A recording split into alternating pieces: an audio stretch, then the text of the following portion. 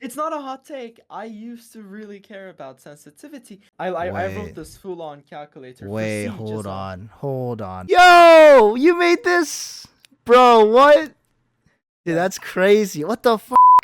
Dude, you're so yeah, sweaty. When it comes to aiming community, is there anything that people don't know that like goes on, but behind the covers? absolutely. Oh my Like, god. the aiming community is kind of like a political cesspool at this point. All but perfect. A podcast to talk with those who are at the absolute pinnacle of their craft, whether it be godlike aimers and FPS shooters, absolute experts in the science. For the podcast's first ever episode, we're going to invite Sin, owner of Revosect. Revosect is an aim group that has been catching some eyes with some of their training used by some of the best aimers in CSGO. They're also partnered with AimLab and got some of the most insane tracking type aimers I've ever seen. Legit. It's the first episode, so it's scuffed as hell. If you guys want to watch the next episode live and interact with some of my guests, feel free to go to my Twitch. Enjoy and let me know what you think of the podcast and episode in the likes and comments. I saw your Twitter. You got some good camera gear. Look at that! Yo, the man's got focus. You see that, dude? The guy's got focus. Yo, look at that, bro. All dripped out. Look at you, dude. So, Yes, what's it sir. called? Yeah, this is crazy. Yeah. So so how I found you was Mhm, I was gonna make a YouTube video where I was trying to look at the undiscovered talents. You know what I mean? And I mhm. saw that some of them were in Revosect, actually. And what's it called? Andy Dale reached out to me. We talked a little bit. The guy, the guy who's a fucking alchemist when it comes to that, nutrition stuff that I have no idea about. And then I met Seba. It was really chill. And then we called, and then looked into it and thought, hey, might as well meet this guy. So, Sin, would you like to do some, I guess, short introductions of who you are? Yeah, sure. So my name is Synodote actually, but I shorten it to Sin, just easier to say. And I own the aiming community called the Revosect, or like more commonly known as RA. When we were called Respectful Aim, so that's where it comes from, the RNA.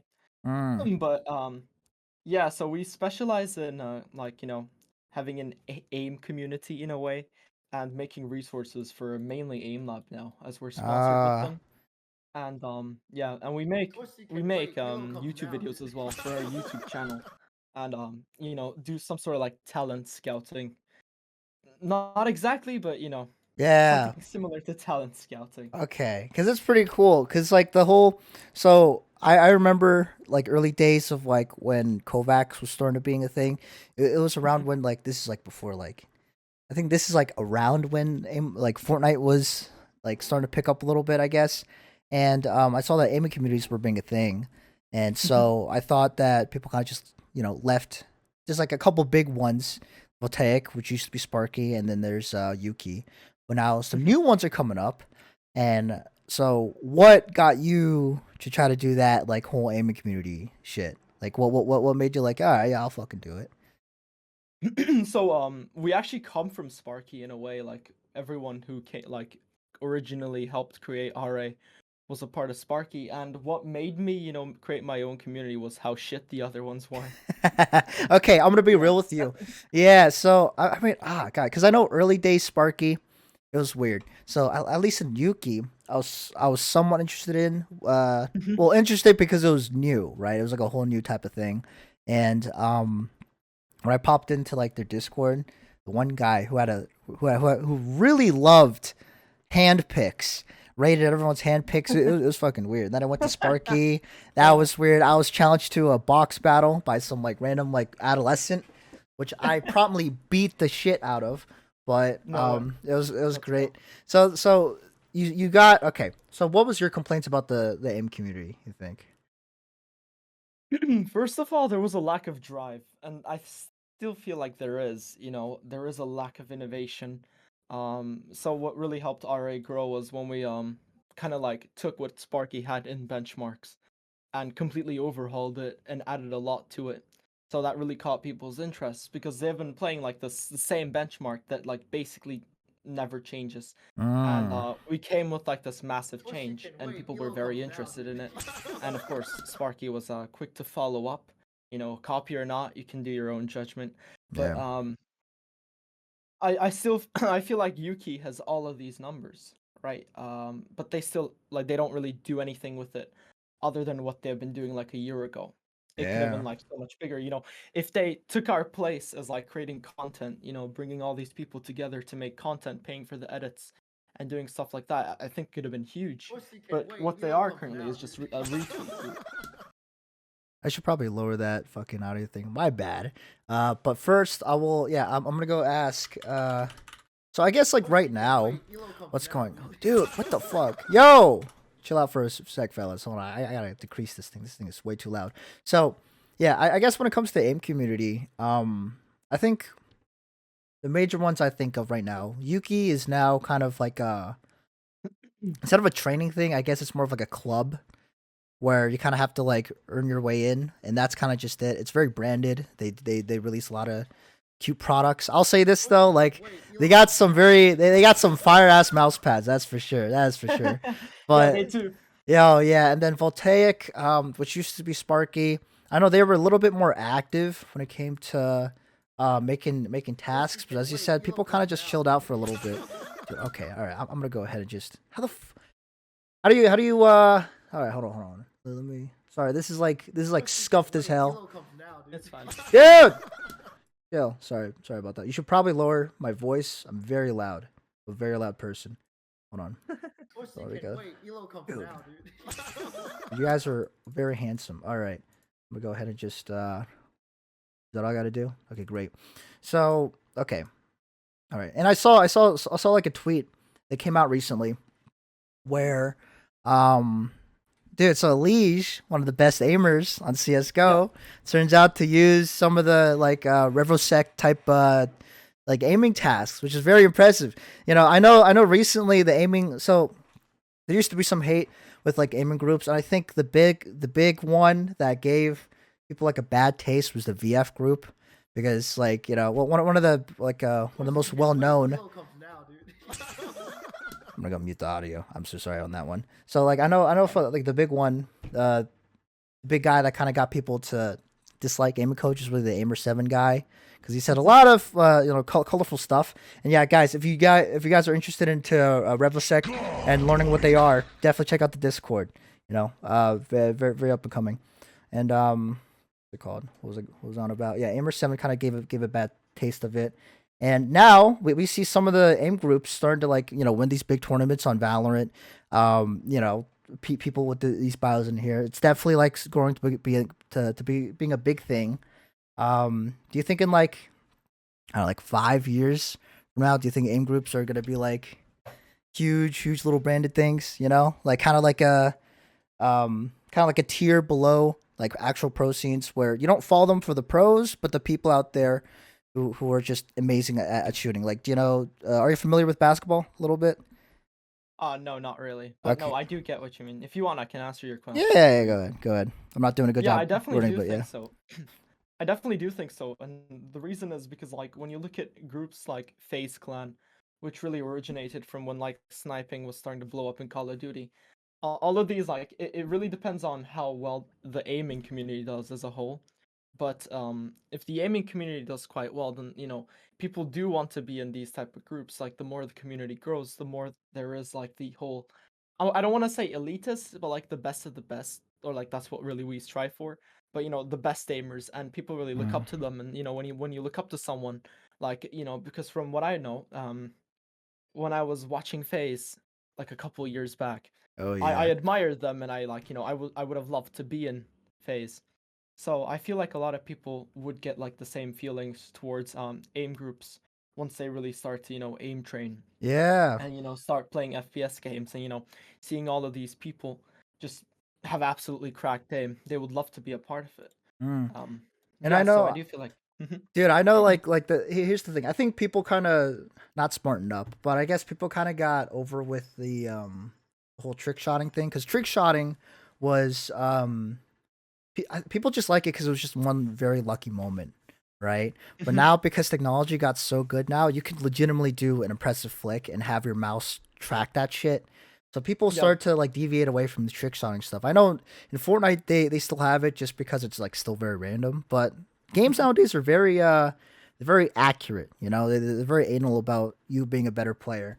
So it's definitely glad to see this pop up, and I do see that one weird thing, not weird thing, but one very unique thing about you guys. I don't think I've heard Yuki or Voltaic talk about it, but you guys care a lot more about, I guess, nutrition aspect. You know, the whole like taking what's right for your body can actually improve you as a player, right? Do you know? Are you that knowledgeable into that type of stuff, or No, not really. no? Not really. Um, yeah. So the whole nutrition stuff, I don't really know if I would say we're more, into it than Voltaic. But what really happens is at when people are very invested, they're gonna look into like other ways and other things to do to help them improve their aim or like get better at certain stuff. So nutrition really starts to pop up because people like are wondering if they could eat better to Mm. get better. And maybe because of RA is like more it's not as broad community as let's say Voltaic, because everyone like there's a lot of people who don't know what they're doing in Voltaic, while in RA it's a lot more um what should I say, a bit mm, I'm not gonna say elitist, but Yeah, it's like yeah, a bit more elitist community. So people do talk a bit more about stuff that would push the limits. yeah. I do want to say you don't have to answer this, by the way, but That's fine. I'm curious. So when it comes to aiming community, a lot Mhm. of beef. There's a lot of heat out there, you know.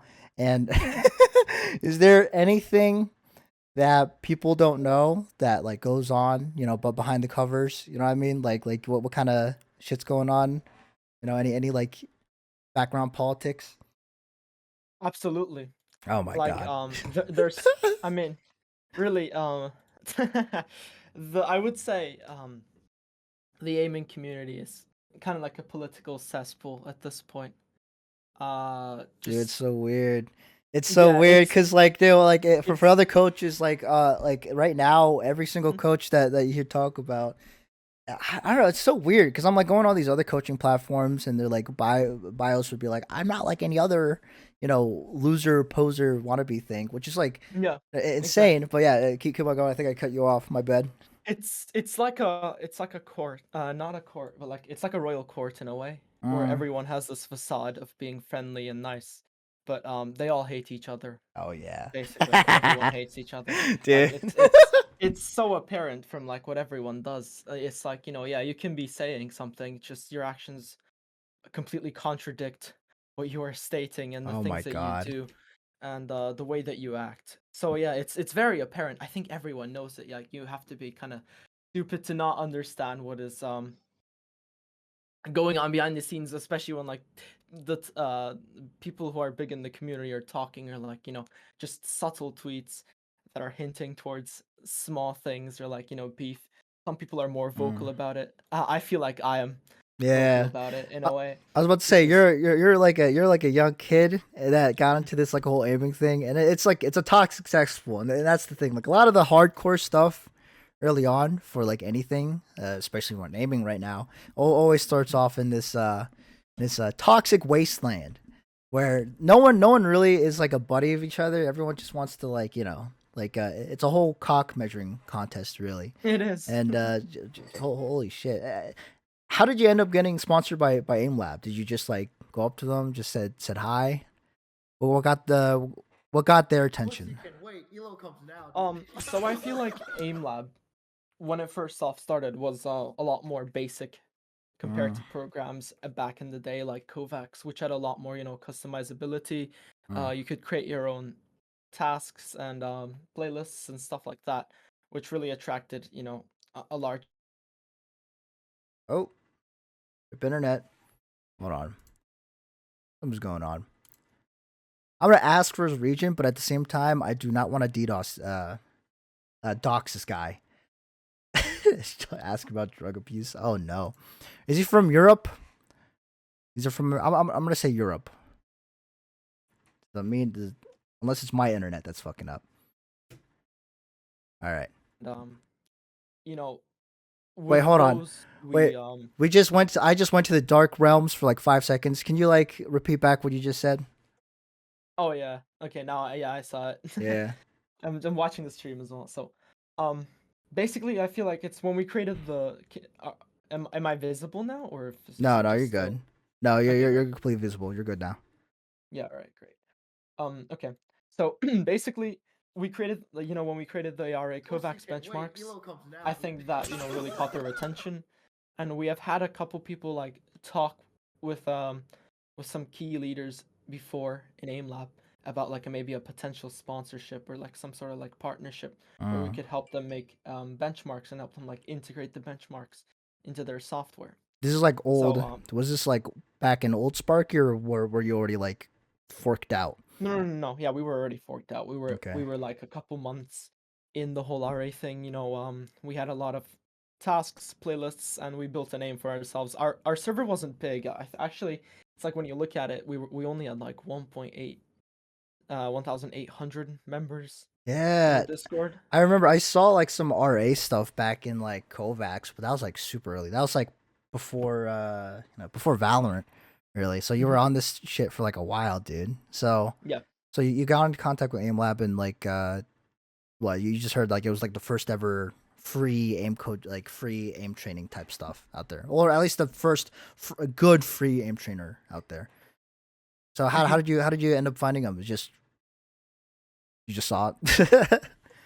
I mean, I think everyone knew about AimLab. It's like AimLab was, I don't know, I think they were the biggest one. They always were consistently the biggest one Mm, because of they're they were partnered with streamers. I think people criticized them a lot for it back in the day because they said that, the program Of course you can. according to Wait, them Elo comes was now, bad, dude. but they just used like streamers to push it or oh something my like that. god, yeah. So AimLab was always the biggest one. As you can see, there's an AimLab logo A there. little But logo thing.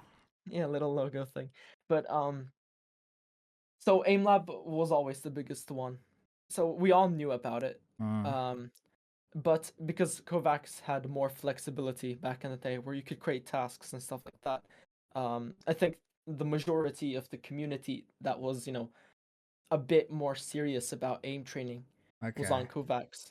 They felt it Because was too you were closed. doing, yeah, you were doing the Sparky benchmarks, you were doing the RA benchmarks, because the benchmarks were like, first of all, they were good tasks, good to improve your Of aim, course you can. and they Wait, also Elo comes placed you now, on dude. like a leaderboard where you could compare yourself to other people and like see your progression.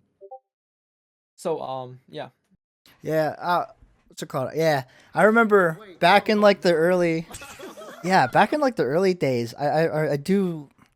Here's the thing. I think marketing nowadays is all about trying to trying to make everything seem organic, and I don't think there's anything wrong with like a company trying to like market themselves out. But a Mhm. lot of people were criticizing AimLab for being a what's it called like a diagnostic program. But I mean, like, to be real here, at the end of the day, you're shooting dots, so it's like it's not like it's something that's like completely different. I mean, I think the model they have right now is like pretty damn good, where there's some kids out there who just they're not going to be able to pay, Yeah, so they would love to have something that's free. yeah, Um, definitely. yeah, Of About course the you can. Wait, diagnostics Elo thing, comes now, I dude. think that was just bullshit created by Aimer7. So there was this whole talk going on that AimLab was like just stealing your data. That's how it was free, and they were selling the data. That was absolutely false. There what was the nothing fuck, going on. Yeah, no. dude? They're gonna Yeah, sell I my think scattershot that details, is, yeah, bro. definitely. So the initial like AimLab hate that people had, I think was mainly constructed by like the VF guys and Aimer7 himself. Yeah. So there was a lot of just I think unprecedented like on hate that wasn't really true towards AimLab. And once they, start to push out the Creator Studio stuff and like the whole customization stuff, a lot of people swapped over to AimLab from Kovacs. Jesus. And yeah. Dude, yeah, I think what I'll say is I know for a lot of my clients that they're kind of jarred out because I use like aim labs instead, but Mhm. I think one of the main reasons why is just creating and customizing stuff on aim labs just a lot easier, at least in my experience. Because when I tried to do the whole Kovacs thing early on, it was really confusing. You basically had to like build a rocket to at least like cross the road. You know what I mean? Like you have to do a lot Yeah. to do something small. That's why a lot of tasks you see on Kovacs are very copy paste because you essentially why would you sit down for like 20 hours just to do something simple? I don't know what Kovacs Yeah, is at right now. I know there's other better ones that came out like Aim Beast, but I think Kovacs they're at they're at like a unique place because they were there first.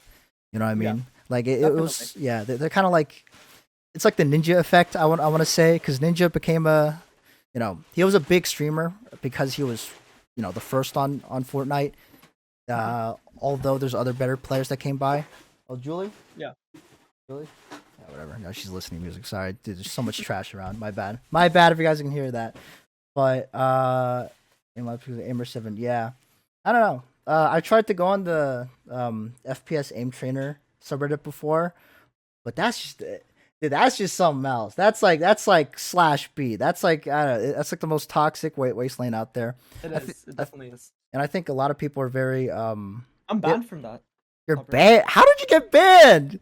You got banned? Wait, what'd you Cine, do? Cine, he banned me. When we created the whole RA stuff, okay, we weren't the nicest people around. I'll say that. Okay, well But everyone's the whole, toxic though. Let's be honest here. yeah, the whole drama stuff, caused us like the top members in the community to get like just banned from everything. They had power and they had control, and so back then they were like only sponsored with Kovacs. So I think they kind of leveraged that to get me off Uh the subreddit. yeah, that's true. It's Because so weird. Like there's yeah. no regular aim training server out there. Everyone kind of just went into their own tribes, you know. Yeah, exactly. It is very like tribal, I would say, and people do really, clump up into communities because I don't know, it's just like human nature in a way. It's us versus them. It's always like that. It's weird. It's weird. It really is weird because like I wanted to do like some positive stuff. I do remember I would reach out to some coaches because I want to make videos with them, right? To at least like Mhm. spin things around positively. But like everyone just sees each other as a competition, you know. And Exactly. granted, some people are just assholes, so it does make sense. Like, to, like have a little bit of a questionable thought with them. But yeah, dude, I don't know. It's just way too much beef. Way too much beef. Did Aimer 7 ever like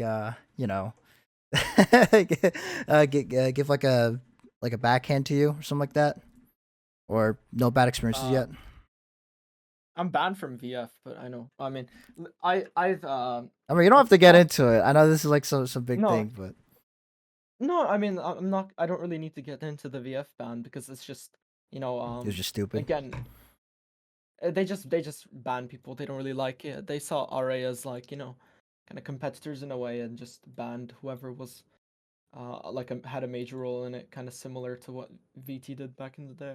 Oh, But Jesus Christ! Yeah, dude, there's so many politics in this for no reason. What was the craziest? Okay, I guess this is more of a for funsy thing. For everyone who's watching right now, who do you think is like the most underrated aimer? Yeah, that we can watch right now, like on Twitter or whatever.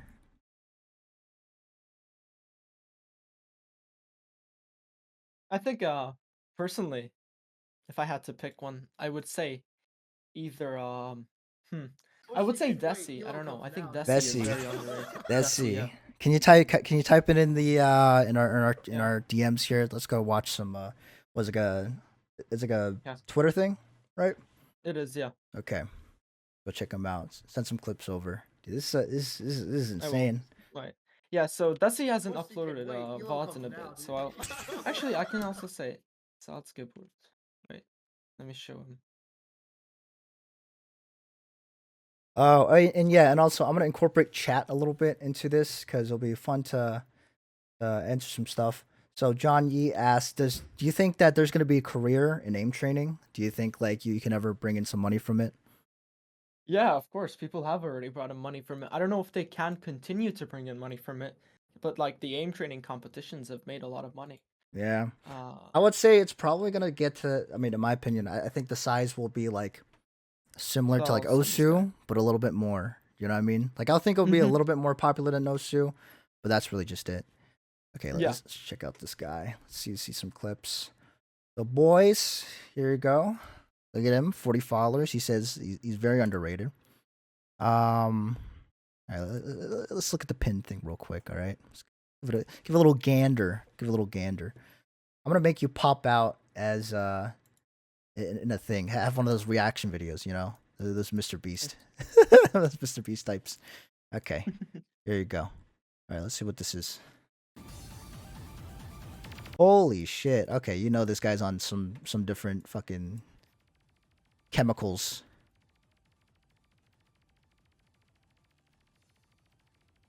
Oh, what the fuck? Does he ever upload any in-game stuff? I'm not too sure. Not too sure. But Okay. yeah, South Skipper, I think definitely like one of the up and coming gamers. He's just is very good. I feel like Dusty's the same, but Dusty doesn't really upload. Fusa, I don't think he's an up and coming gamer. It's like someone said Fusa, but I think everyone who's in the community knows Fusa. But yeah, Fusa's very good as well. Fusa's probably one of the top people right now. I can link him as well, but I think he's just been posting cat pictures. Yeah, he has deleted everything. Valid. Oh, wait, dude, my fucking dumbass face is in the way. I'm so sorry, chat. Jesus. Also, you may notice I have a colorful language. Apologies for that. Oh, that's fine. Should probably not be. Swear like a sailor. Yeah, that's a lot of editing that I have to do. But all right. Let's see what else is there. Desi, right? Yeah. What do you think? What game's been piquing your interest recently? Actually, none. None. Really, the FPS games, like the FPS. I can't say the word. I don't know why. I just can't. Tactical I can't shooters. form a sentence right now. Yeah, kind of attack. Yeah, it's attack FPS. There you go. Attack FPS games have been piquing my interest, I guess. Like Valorant is cool, CS is cool. Other than that, I don't really like any other FPS games that's out there right now. I feel like they're all very stale in a way. Oh, dude. And yeah, like when it comes to like every media recently, like even movies, dude, like no one ever wants to do something new. It's just like something's always like a rehash of something else, right? yeah, So definitely. you kind of just keep playing the same thing. And I was kind of happy with Neon coming out because like I was hoping that it would like change the direction of what Valorant is, because games nowadays are very like slow oriented. You know what I mean? Yeah, Like definitely. oh my god, like PUBG, very slow. Thank God that there's faster stuff out there like Apex. Like the best like fast shooter out there right now is probably Apex. I thought Pro Mod was gonna do pretty well, but then they didn't want to work on it for that much. So you know that's a big rip. Yeah, I didn't like Pro Mod at all. You didn't like it? It felt awful. Okay. Why is the? I mean, were you much like a COD 4 fan, or do you not really? Not that No, type I of like movement? COD 4. It just felt very like the hit rec felt dodgy. The guns just Yeah. didn't feel satisfying. I don't know. Like there's in a game, it's not all about just the mechanics. It's also like about the feel and the look and just Oh like yeah. how everything is. I don't know. I wasn't really satisfied. Okay. And now, Hot take here. Like, here's the thing. I wish that arena shooters became a lot more popular now, and I wish better arena shooters were to come up. Like Overwatch is okay. I think it's a little bit too team oriented. You don't really get to show off as much. Yeah, there's other types of roles that you can play, but no one really cares about those roles. I'd like to have more games that are fast and like stuff like Quake, but the thing is that when it compared to like games like CS or just I'm talking about more recent shooters, they're a lot more in depth and stuff like that. And arena shooters nowadays kind of try to keep it simple, but I think we need it. I think there definitely needs to be a more refreshed look at arena shooters. Because they've been a little bit too simplified recently. And so they either do like BR or they kind of just rip off Quake, but nothing else beyond that. Yeah, yeah, whatever.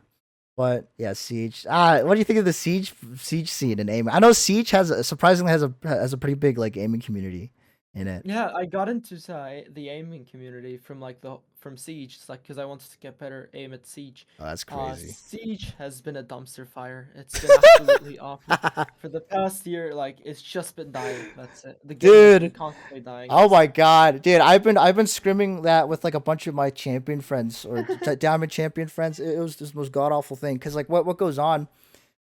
I've never scrimmed in a game where the guys scrimming were actually cheating.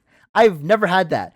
Really? They were telling me about that there was a cheating problem in Siege. I don't know why people cheat. I guess it's just easier to cheat in a game like that. But It is. Yeah.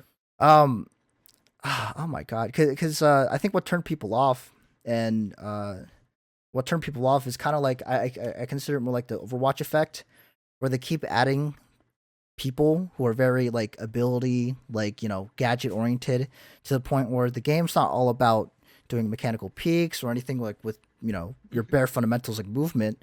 Right now you have to spend like 9 hours just breaking all these ADSs, breaking all these barbed wires, and then the last 20 seconds you just push. um that's the one worry that I had about Valorant, where it could turn to a Siege where it doesn't really become a shooter game anymore. Everyone kind of just spams people like Raze or whatever, and just chuck nades all day, do whatever. What's your take on that? Uh, so yeah, I do feel the same. They did remove like some mechanics that made the game more skillful, like mechanically in a way, rather than having like the whole placements intelligence using like the agents properly and stuff. It was kind of like when you could like do like the bolo 80 80s, and they removed that, so you it was very slow peaking. Oh my god, But I remember the spam crouching. That the spam crouching was the yeah, worst. That was awful. definitely. It was fucking awful. Yeah, And do you think, okay, so in your opinion, who's the better aimer? Who's the best aimer in Siege? I'll say that. I have no idea. You have no Um, idea. yeah, I really don't. Um, I would say from my knowledge back then, Okay. I would say Shaiko, Oh, definitely. Dude, who does it? or or Or or I'm gonna say Avadon's right now, who is Hot an RA dogs. member. Dude, so Yeah. wait, all right, okay, all right. So wait, no, wait, not Boylo, your boy. What's his name? Yeah, my boy, my boy would slap the shit out of Avadon. Okay, wait. What's your boy's name? Hold on, type it in. Type it in the Twitch chat. Let me copy paste it into Twitter. Yeah. Dude, this guy. Oh my God. So, Yeah, he slapped. Wait, let me see if I can find the tweet. oh, he's He French. scrimed him. That's why he's French. Yeah, he played against Shaiko, and Oh they my absolutely God. demolished him. I They gotta see this demolished guy. Shaiko. All right, It was boys, like check this boy 7-0 out. or something. Wait, let me see if I can find it. That's so impressive. It's such a shame though. Like Siege was so promising, but it just turned into like something else. Honestly, if it had the mechanics of like Modern Warfare, I'd probably like it. Unpopular opinion, but hold on. Yeah. Damn, this guy's damn. Okay, all right. Let's see how he is on the pro mod. All right. Okay. Not bad. Okay, he does like because siege aimers are a lot more brain aimers than a lot of people may believe. And usually Mhm. for like a COD guy, they wouldn't be pre-aiming like that unless they're on controller. They would just stare at something and go for like an insane flick. But this guy's not doing it. Well, I mean, yeah, it's not very efficient to Mm-mm. play like that I mean, in when you're COD, especially playing like at a semi-pro level. oh definitely. I mean, I know in COD people just do that like Mhm. they look into a general direction instead of like pre-aiming because first of all clips, and second of all they get used to the aim assist on that. Yeah. Yeah, that's the one thing. I wish they don't have the aim assist thing on the controller, where if you were to quick scope, it kind of like auto aims to him like instantly. Damn, this guy's okay. Okay, I want to see his siege gameplay. Mostly just uploads these things, right? Yeah, I don't know. Maybe it's on his YouTube. I'm not too Oh, he sure has if a he YouTube. uploads. Yeah, he mainly uploads aim trainer clips on his Hmm. Reddit. On his sorry Twitter. What am I saying? Wow, that's smooth. I don't know. My tracking. I don't want to do that. This tracking shit, dude. Fuck that. Are you excited Yeah, for I'm done with Overwatch the 2? tracking as well. No, Oh, I'm actually not. you're not really. I know a lot of Yeah, I'm pros, not. and a lot of content creators have been typing up the storm on Twitter saying that they can't get into it, but they're really excited about the new changes. I mean, I think they should have made it like forced 3 DPS. I think in the really early on to Mhm. at least like help out the membership, the viewership, but too late now. Yeah, So yeah, can you yeah, definitely. explain? Can you explain to me this benchmark thing? By the way, I saw that you guys have like a whole different benchmark. You were going into it before. You want to go Mhm. into details about that? Yeah, definitely. I mean, benchmarks are like a way to test your aim in a way. It tests not really aim, but what we call mouse control. Mm. It's just, your raw ability to take your cursor and place it on a target. And we have split it into six different subsections and three sections. So the three sections are like clicking, flicking, and then also tracking. And then we have Okay. like subsections within like, the clicking, there's static targets, there's dynamic targets. With tracking, there's precise tracking, reactive tracking, and then switching, there's track switching and then there's flick switching. So basically for each of these subsections, we have three different tasks that you complete and you get a score. And then what you can do is you can compare the score that you get um for like a rank. And basically, there's like a pointing system, it adds up, and from what you get, you can submit for a rank on our Discord and just like get a color or Ah. something. It's it's a motivating factor for Yeah. people too. Yeah. Help them grind up. So wait. Yeah. So why? So why like mouse control versus aim? What's the difference between those two? So this might be subjective, but from what I feel like terminology wise, when I say aim, I think about the whole shebang. You know, I'm thinking about your crosshair placement, your recoil control, how you use movements Mm. with your with your crosshair placements in a way. From what I feel like, that is what I feel like aim is. It's it's that whole thing. You So know. like included. So in the context of like gameplay, right? So you would Mhm. say, okay. So you would say this. You would say that aim trainers are a way to train mouse control, Yeah. but aim is like a thing that's only in game, right? Which is like understanding spray patterns, understanding where to pre-aim, where people might Mhm. do. You're saying Yeah. that's So it's aim also has raw mouse control. I mean, it's composed of raw mouse control as well. But what people really get wrong is, they think that they can have insane mouse control. They can like spend all their time in aim trainers and stuff, but they would absolutely suck in games, and it's because they're lacking in every other like everything else. It's like if you're gonna try and play Valorant or Counter-Strike and if you have absolutely horrible crosshair placement, then you're not gonna succeed in that game, regardless of how good you are. uh I Or think if yeah, I guess the only exception to that would be like, I mean, okay, here's the thing. Everyone has like pretty good like cross replacement pro wise. But the one guy who has like the laziest crosshair aim in the world is like Simple. Where he doesn't his crosshair aim, his pre-aim is god awful. He would like pre-aim in the middle of like a rock. But just because of how good his mechanics are, he just makes up for it. I would say for Valorant though, like it matters like so much more just because like it's a lot more defender sided compared to CS where it's like there's a peeker's advantage type stuff.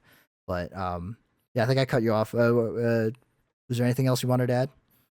oh, I think I'm gonna be a bit more open here and actually counter your point. I feel like Oh, everyone in like CS, like when you look at Simple, I don't think they have impressive raw mouse control. Like okay. when you look at their aim, it's not flashy, it's not anything. And I do think that Simple does have good crosshair placement, or it's like impossible to be as consistent as him, because consistency really depends on other factors rather than just how well you can control your mouse, especially in Counter Strike. But attack FPS is like really weird when it comes to aim training because I don't think it is like when you use TAC FPSs. When you use aim trainers for TAC FPS, I don't think it's extremely beneficial Mm. because there's just Twitch so TK. much Wait, Elo like comes there now, are dude. better ways to train, but it can be beneficial.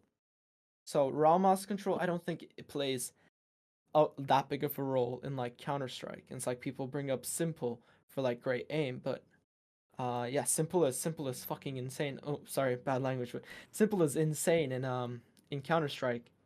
But I don't think he would be like very very good when it comes to like in a just a raw aim Mm. based So environment. like in like an open area, right? Like Mhm. like okay, yeah. Cuz all right. I can kind of see that because I do think that what makes it hard to find a sensitivity for a lot of people is that most of your kills kind of can get summed up to just really good cross replacement, good positioning, here like so on and so forth. But I don't know.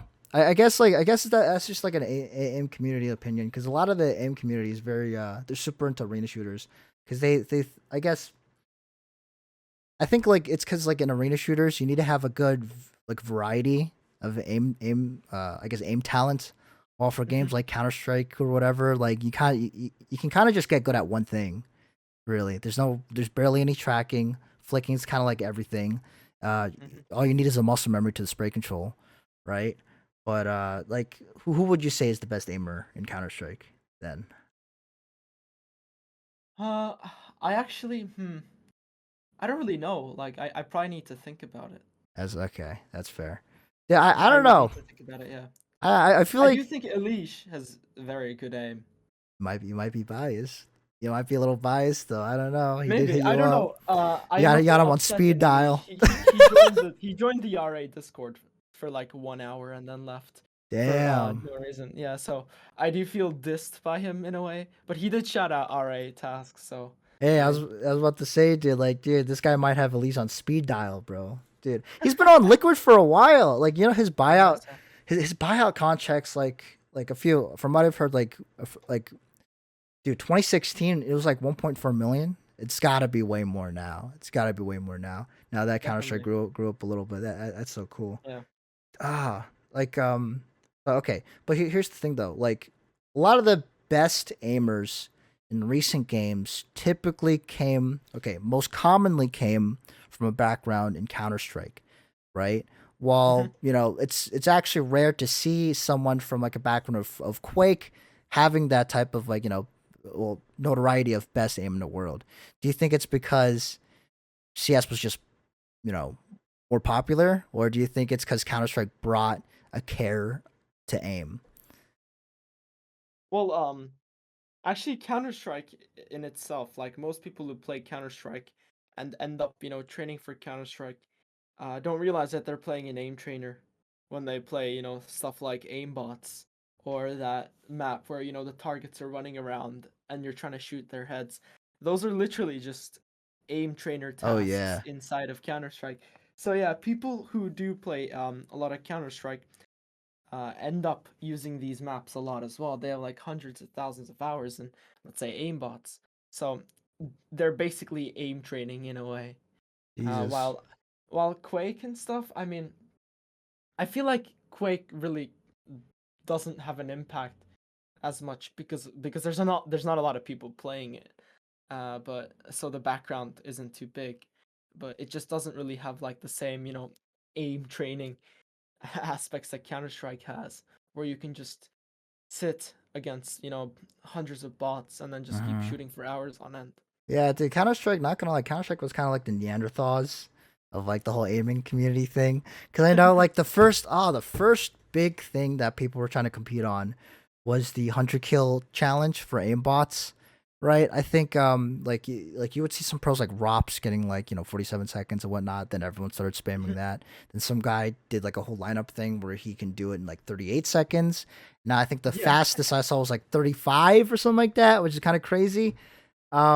What's it called? I think that was like definitely a good start to what to people like caring about the whole aim aspect because no one really cared about that before CS:GO. I mean, people did, but it was like niche of the niche. Like people didn't really they don't even know how to download custom maps on CSS. CSS Yeah. Counter Strike Source there was custom aim stuff, but no one wanted to go on Game Banana. No one really gave a shit. Um, Yeah. and I feel like I think now people realize that aim trainers do matter. You just don't spam it as much because I do know like 3 to 4 years ago, like people used to do like hours on that, like 8+ hours, and then like all that advice would be heeded by some people who had like really high scores in aim trainers. So of course they would be very biased. But I guess nowadays people kind of Yeah. found a good balance of aim Yeah, training. definitely. I mean that Betway map where people got like 35 seconds and stuff. It's literally what we do in aim training. It's I remember when back when like Bardoz was still playing in like 1 wall 6 targets small, in Kovacs, the leaderboard was very, very competitive. It was like beyond competitive, and people would like just push for insanely high scores. It's like some of the static scenarios had like just insanely high scores, where like the medians were just like awful because it was just pushed to the extremes. That's so cool. I think that's what Yeah. makes the whole aiming thing so cool. Cause I don't know. Like, there's not many arts nowadays that people try to like, I guess master. Because the thing about aim is that you can like visualize it being transferred to other games so easily. That I think that's what makes it cool. And you can say that he's overrated or not, but like Shroud really did like get also was a big proponent of like getting people to care about aim and Scream as well. Not to say that like Shroud, he is a great aimer. He's not the best. I think he knows that as well. But you can't lie. He was the guy that got people like super interested in that. Because Yeah, everyone wanted to be like that. definitely. So Shroud has a clip where he says that, he thinks his aim isn't that good, but what he thinks he is really good at is just picking up a game very, very fast and being very good at it at the start. Because what happens is when a game comes out and like the whole initial popularity thing starts off, people like Shroud are just gonna destroy everyone because they're just very, very good at It's adapting. great You content. know, yeah, exactly. Yeah, you get into a game and you're just gonna absolutely destroy the kids there, like who have absolutely no idea what they're doing. But over time, people learn the game, and I think that's when Shroud It's isn't as perfect good. timing. It's perfect timing because like the only times I ever watch him is when he's just slapping the shit out of other random people. I think the one exception to that was I guess Siege. Well, kind of Siege, where like he just popped in and then he grinded up to like diamond, and he Yeah, got well, yeah, yeah, he and got then boosted. like and then he yeah a little bit, but he did do a 1v5 against the C9 roster, which is very impressive. Even though it's like a whole pug type thing, that's very impressive. Like not gonna lie. Um, what's it called? What game do you think out there that is so underrated when it comes to mechanics? Because like for the next podcast, I want to talk to one of the guys who used to be really good at like guns. You know what I mean? Do you know that game, Guns? No. It's like the most mechanically challenging game you could. It is the most mechanically challenging game. From my knowledge, way more Really? mechanical than anything I can think of. Yeah, it's Oh my god, so deep. I'm not an expert in that shit, but like it died a bit ago. But right now it's been starting to blow up again because people kind of got sick of these basic mechanics games. But what game do you think should get that second chance? Oh no. Mechanical. I don't know. I'm thinking. Yeah, I was gonna say I mean, it Rats doesn't have to Instant be Game. mechanical, but rats, dude. Rats. Yo, I bought rats full price, and I tried to get my buddies to buy that shit, but yeah, Mhm. they did not like that. I don't think. What? I mean, Rats is really fun. It's stupid fun. It kind of takes. I think Rats like kind of takes like the whole arena shooter thing and like makes it more modern in a way. Mm, It's kind of sad that it's dead. The game has issues. The hit reg is god awful. You hit people on your end, you get the kill sound, but they don't die. But I do feel like Rats is very like mechanical based, especially for aim. And mm. I think there's like a very high skill ceiling that could be potentially reached if people actually gave a shit about the game. But sadly, it's dead. So See, I feel like we'll never see it. I think it's like if you're familiar with a game called Battle Right, where think of it like League of Legends, but you don't have to do the boring shit. You don't have to kill minions. You don't have to kill the big stupid monster in like the middle lane. I have no idea. You kind of just kill each other, right? Yeah. But that game died quickly as well. And here's the thing. I think games are like a sandwich, you know what I mean? Like Rats Instagib is like just the burger, you know what I mean? There's no buns, there's no lettuce, there's no other stuff that gets added into it. Games like Yeah. Counter Strike, games like, Siege, there's other stuff you have to care about besides just aim. And here's the thing: the people who make games like that, like Rats Instagib, they know how to make a really good mechanics, like really fun mechanics that you want to Yeah. master. But God, it's so hard to find a game that does a good job at like combining both, where you do need this, you do need the knowledge, you do need to know like the intricacies, but you also need to master the mechanics. And only game that kind of just stood that test of time is Counter-Strike. Which is sad to say, because I want an arena shooter that's like that. Overwatch was supposed to be that, but recently it just turned into a thing where it's like, like an MMO raid versus an MMO raid. Yeah, I do get it. Yeah. Yeah, but you know, I just wish companies are willing to take more risks now. But swear to God. Okay, so I had a list of like what to ask, but I completely forgot where it was. Adderall, here you go. Podcast talking points. How about that?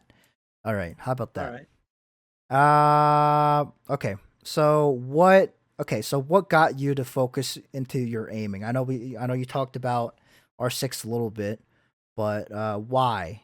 Like, who was your inspiration? I guess.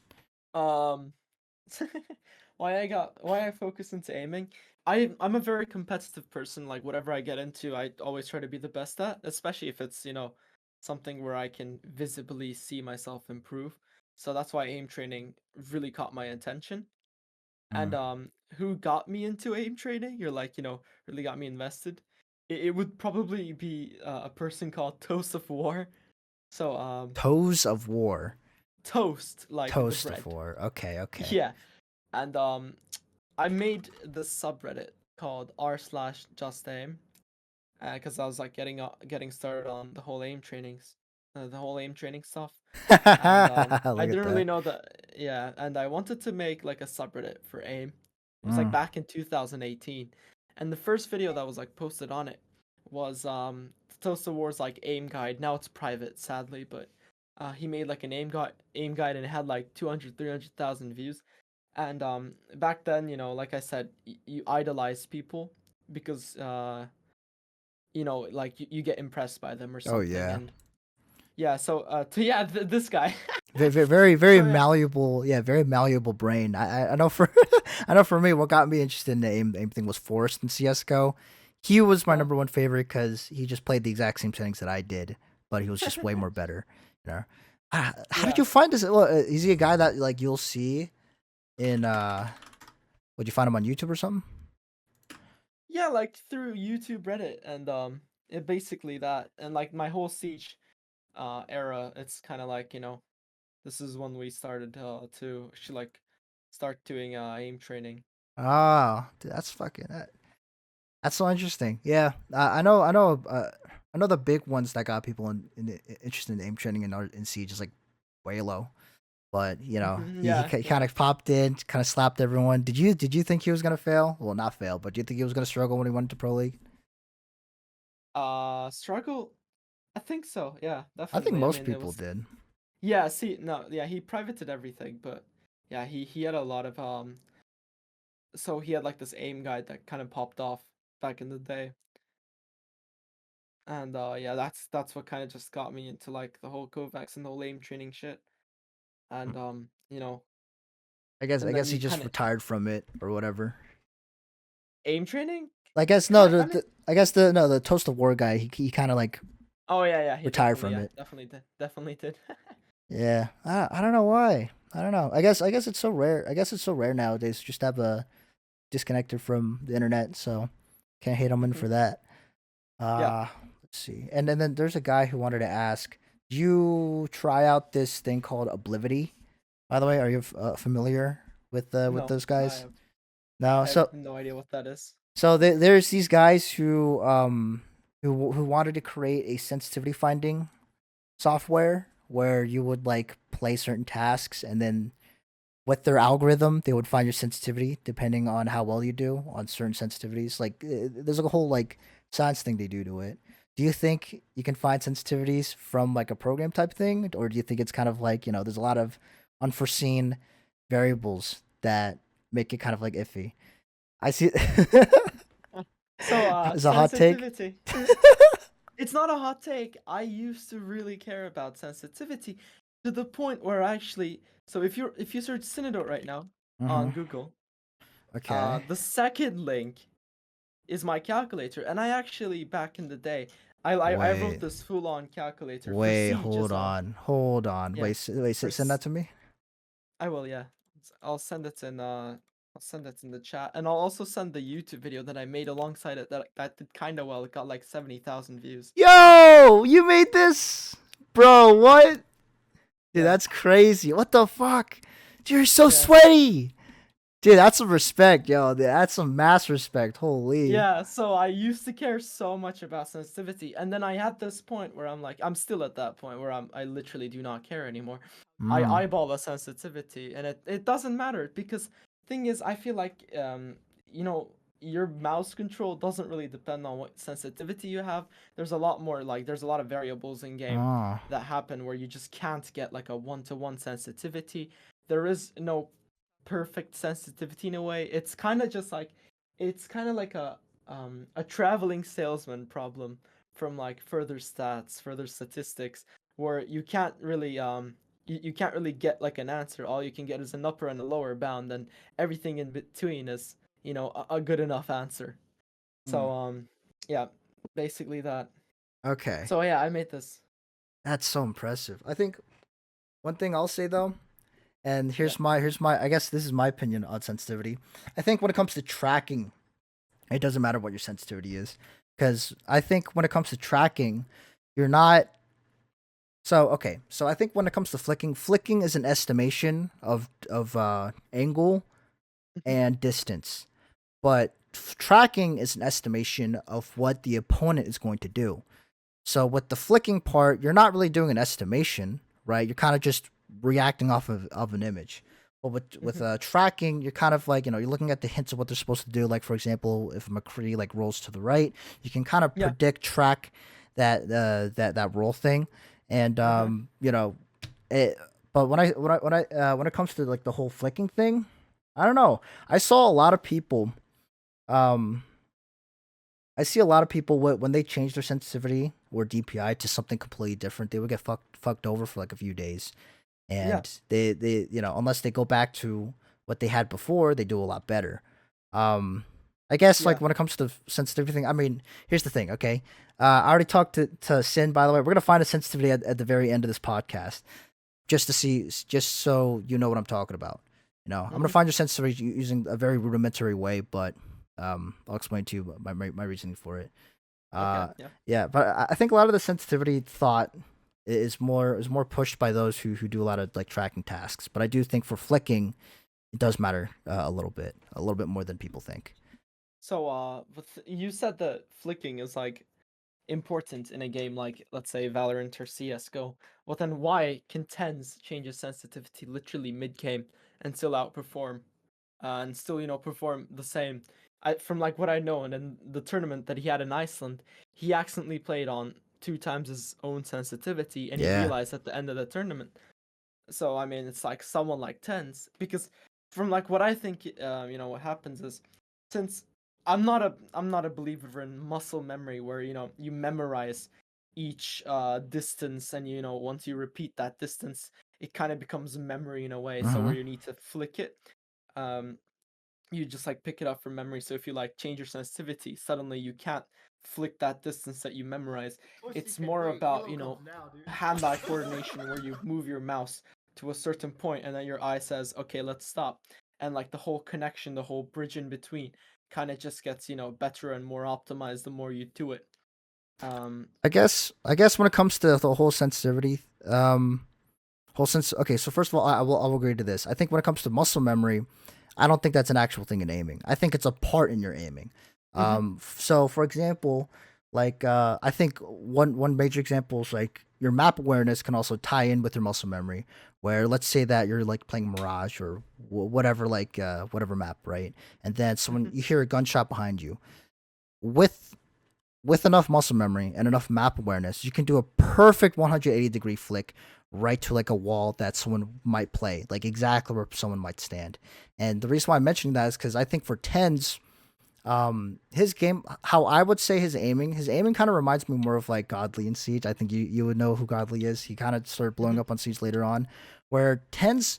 He does that type of aim where he kind of pre-fires where people are going to be playing like almost all the time. He doesn't like aim off of reaction. He aims off of prediction. And I think when it comes to Valorant, that's what makes the game so different from Counter Strike. Because Counter Strike, you can react off of what you see. But that Valorant's a little bit different, where you kind of have to react where you think people may be. Does that make sense? I don't know. That's my theory of why I think tens can change different sensitivities like willy nilly, and not be not be that harmful for him just because he's that smart of a player. He is top tier for a reason. I don't think he's like the best anymore, but he's definitely way up there. Mhm. But you still Um, think that people like tens is like a great example of like why sensitivity's not doesn't really matter, right? yeah, exactly. Mm. I also think that people shouldn't change their sensitivities just because Tens is doing it. Because when you're changing a sensitivity, there's usually an underlying reason, and that's probably because you're playing inconsistent, you're having a slump, you're playing bad, and you want to change your sensitivity because you think it's somehow gonna, fix that. But the issue is a lot more deep than that, and it feels like changing sensitivities, encouraging changing sensitivities isn't really beneficial because a lot of people are just going to try to change their sensitivity every time they have a bad game, which is not going to, really do a thing. But it's like regarding sorry, it's like when you don't look at tens and when you look at like other good aimers, you do realize that from like what I've seen at least is that they're very very flexible with their sensitivities, especially it's like um they just eyeball it Mm. every time they get into a game. They eyeball a sensitivity that feels about right, and they can just perform on it. And I've seen this happen a lot more with people who actually aim train because they do tend to have better mouse control than people who don't. And they can just go into a game and they're like, yeah, this feels about right. And About right, and then yeah, have that be good enough. I don't know. I guess that's where we could disagree, because I don't know. I guess a lot more factors to it, because like how I perceive like a good sensitivity, or the reasons why I think someone should stick to sensitivity as long as possible, and I think you also agree with this too, is like I don't think you can gain a muscle memory of like how much distance you can flick. You have to flick to hit mhm, something, but I think you start to understand. You kind of average all of your experiences together in your head, which will influence, I guess, your estimations of your flick. So, what's it called? I think when you change your sensitivity like in a minor way, it's probably gonna fuck you up a lot more compared to like changing a major. Because doing a major sense change, I think has not been as uh I guess detrimental maybe. yeah, detrimental compared to like a small change. Because a small change, at least for Valorant, it matters a lot more.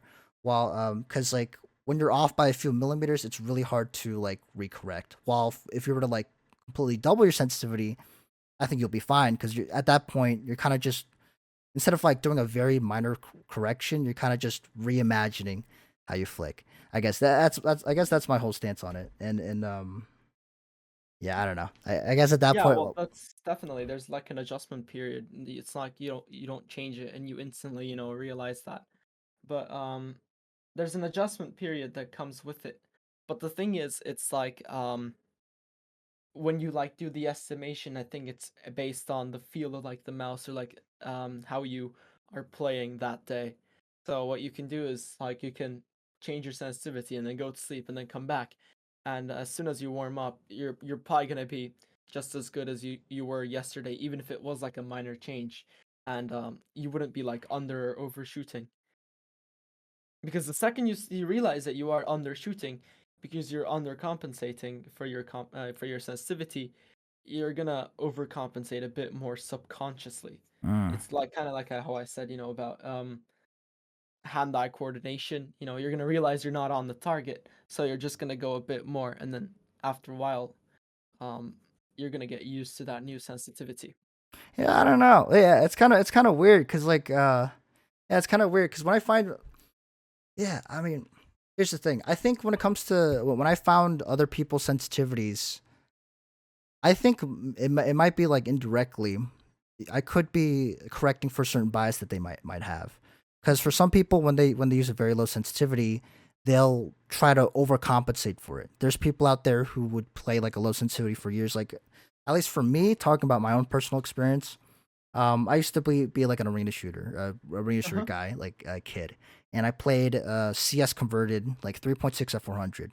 And then when I Hmm. started doing competitive CS for a very long period One of second, time, wait, Elo comes now, um, dude. I played my absolute worst. I tried to do 1.8 at 400. I tried to do 1.1 at 800. You know, all those low sensitivities, and I always played horrible for like thousands of hours, like years even. So when I went back to my old sensitivity, I noticed I did a lot better. And I think it's because, I think sensitivity does matter to a certain degree. I think as long as you're compensating for a certain bias that you have in your aim, that's good Hmm. enough. I don't think you have to go as crazy as like, fucking 4 decibels in. As long as you're within like the centimeter range, that should be good enough.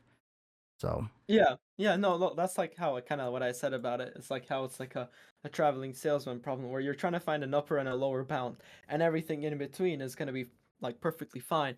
However, some people kind of just like they either have an extremely fast sensitivity or like a very slow sensitivity, or they don't realize that they don't like slow sensitivities, or that they don't like prefer high sensitivities, and all you have to do is kind of just like experiment and find out. mm. That's why that's why like someone like Toast of War, I think um bringing him up again, but he changed his sensitivity a lot to like just find what he liked.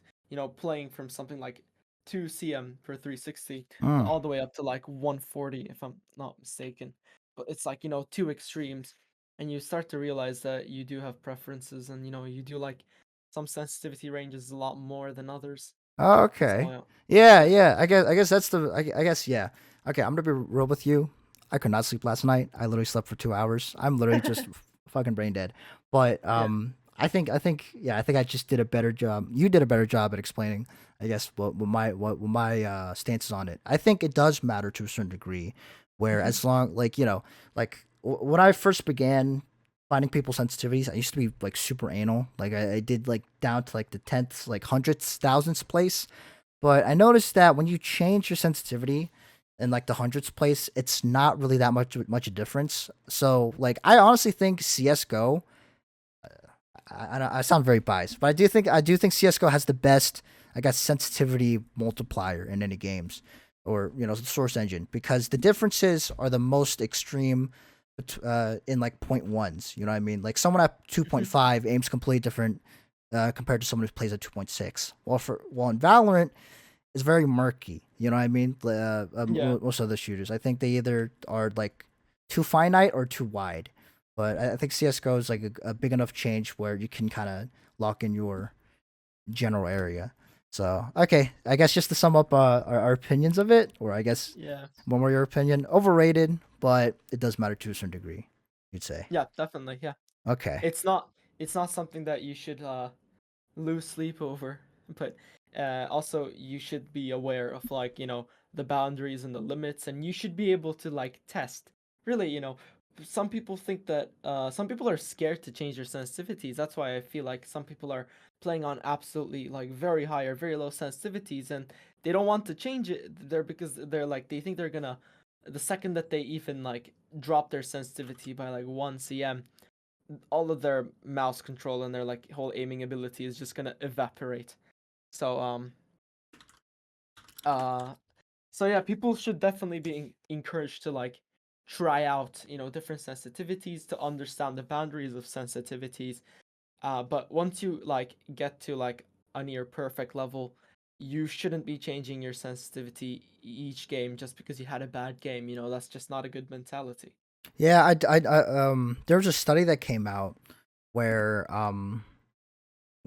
they had two groups of people. One group they had uh so the test was you like literally clicking on a few dots, right? Hmm. On a screen. One group had a consistent sensitivity throughout the entire time, while the other group had a random sensitivity per day. And it turns out the group that changed their sensitivities very often actually scored better than those who kind of kept the same sensitivity the entire time.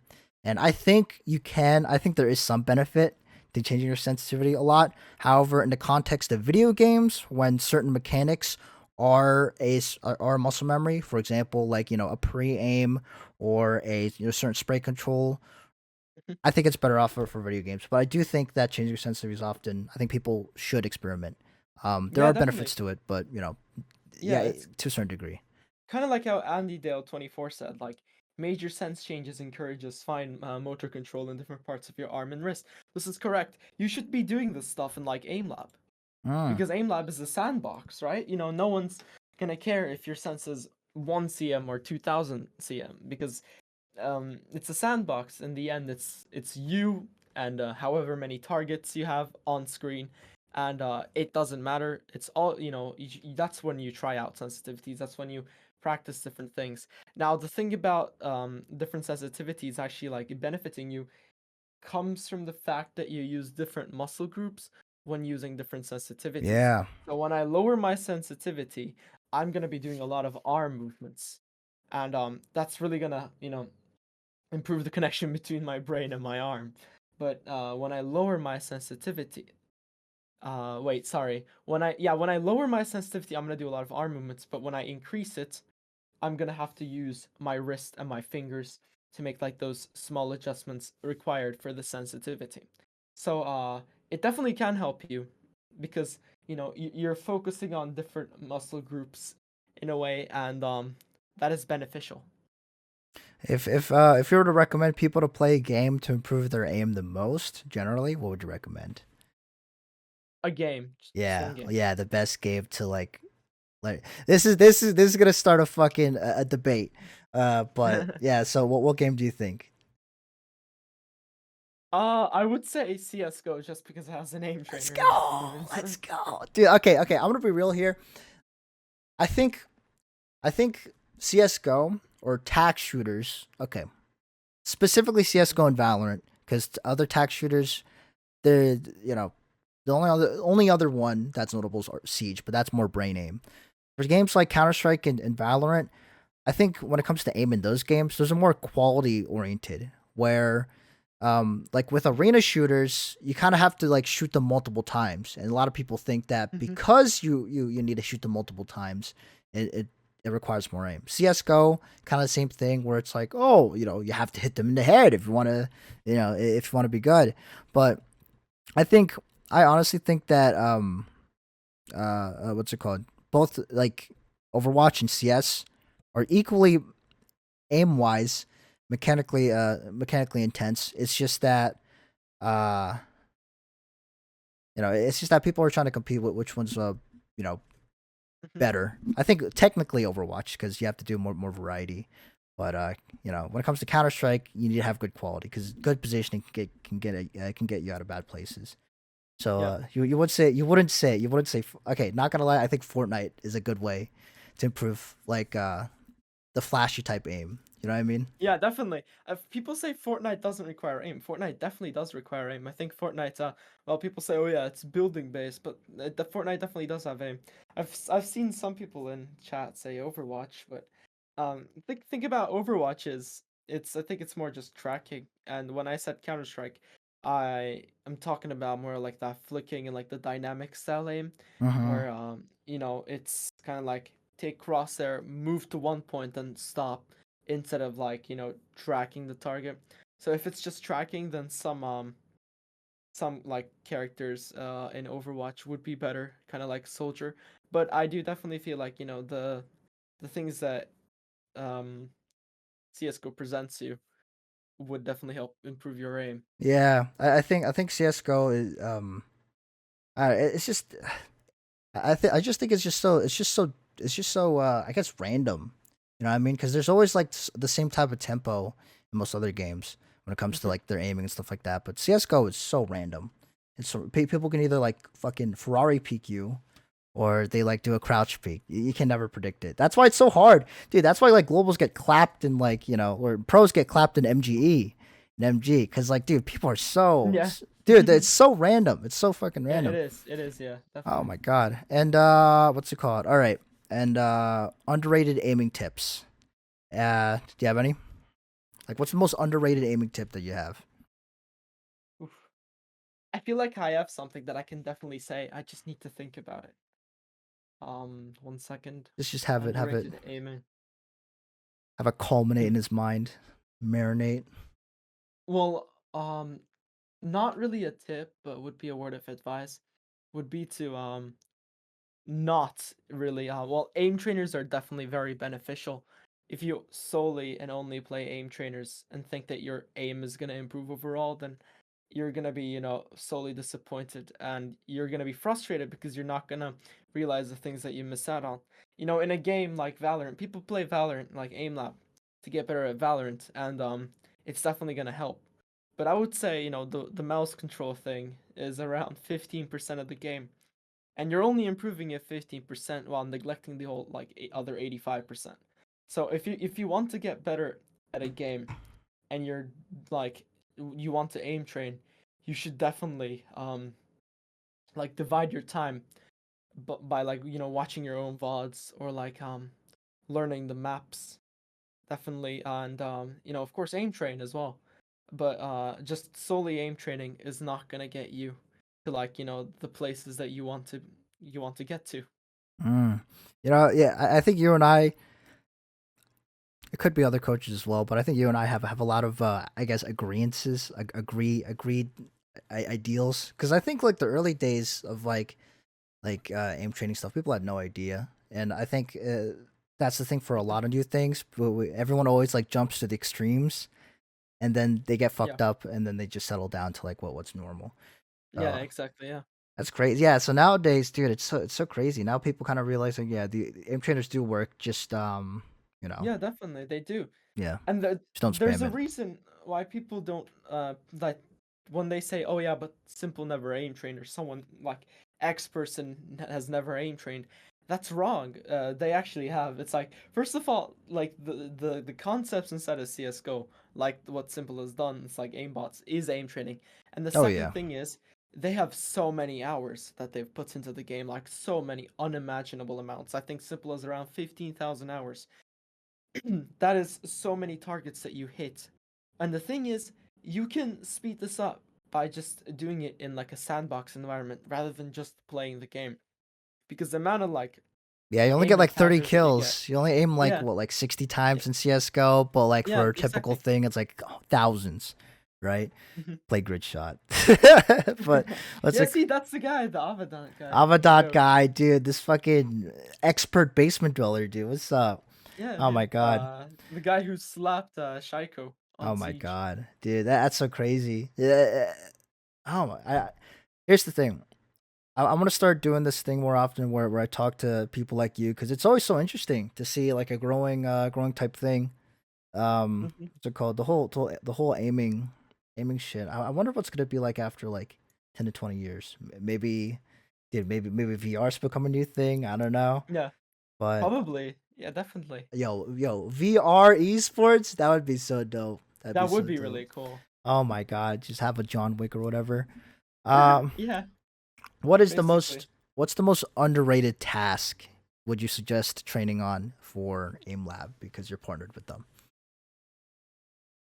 Underrated task, or like, the I task guess training, section. or I guess underrated like practice in general, even workshop. Yeah, and I would say something that has something like, I would say a smoothness, like a precise task, precise tracking. I know I don't like tracking too much either, but I just feel like it kind of ties in to a lot of other different skills. Learning to be smooth. Um, so yeah, I would say precise tracking. So for me to like give a task, I would recommend one of my own. Like I didn't What's it create it, but like called? the RevoSec task. It's called RA. Like, let's say RA smooth track. RA So smooth track. What is it? Is it yeah, is like like that? that. I wrote it. Yeah, RA smooth it's RA track. smooth track. Okay. Yeah. All right. I'll definitely. All So right. yeah, Anyone who's watching, give that's that a that's a go. very hard version though. Yeah. So if you find it too difficult, there's like RA smooth track medium. So if you want to Oh. try that, that would be like more, geared towards someone who hasn't really aim trained. Oh, this is so. Yeah, that's the thing about tracking. Always looks so easy, but Hmm. it's so anal. Yeah, definitely, and this is where like the benchmarks really come in. It's because, if you do find a certain task too difficult, we probably have made an easier version of it. And because we want, instead of like the test being just for one section of like the aim training community. Hmm. uh oh, that's an old version. That's the that's old. that's very old. There's a new Yeah. one. Yeah, we have changed these tasks so much. Like they've just kept the names. But yeah, Okay. this is very old. This is Oh, extremely what the? old. I remember this. This was renamed to like Glide Track or something. Oh, that's But so yeah, wait, I'll crazy. find it. I'll actually find I think I found something. It's 1 day ago. I Oh yeah, beat me, probably. random Wait, guy. yeah, the stream is a bit delayed, so Okay. I don't Oh, really I know. should probably remove the delay thing. I think I Yeah, accidentally I put think that there's in. like a 10-second delay or something. Shit. I don't Yeah, know. I should probably, yeah, I'll fix that later, whatever. But Yeah.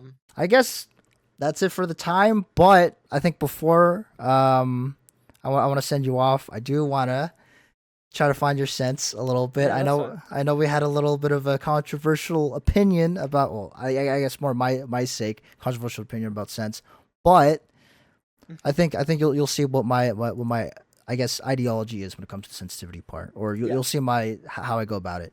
So let's find this in the context of CS or Valorant, right? Or yeah, Okay. let's Yeah. find this in the context of Valorant. So Valorant is the game that you game on, right? All right. Yeah. Sure. The most Valorant.